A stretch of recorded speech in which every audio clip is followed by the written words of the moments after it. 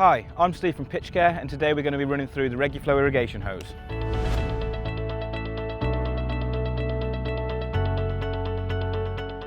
We're going to take a larger one of the 3 Jubilee clips that come in the pack.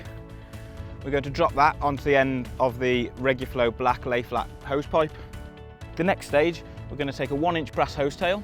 We're going to wrap some PTFE tape around the end of it, and this is just going to create a watertight seal, because the Reguflow being a smooth surface, on another smooth surface of the brass hose tail, we can get a little bit of slippage which could cause a little bit of leaking at the end of the hose pipe. So now that we've wrapped our brass hose tail and the PTFE tape, we're going to insert it into the end of the Reguflow pipe.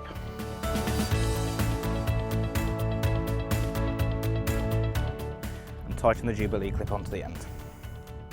Our next step is going to repeat the exact same steps for the other end of the Reguflow. Just going to run the Reguflow the length of our wicket. This one will be a little bit more. Our next step is to drop the blanking cap onto the end of the hose tail and twist. And this end we're done. Final step is to connect our hose pipe onto the geeker fitting again, like so.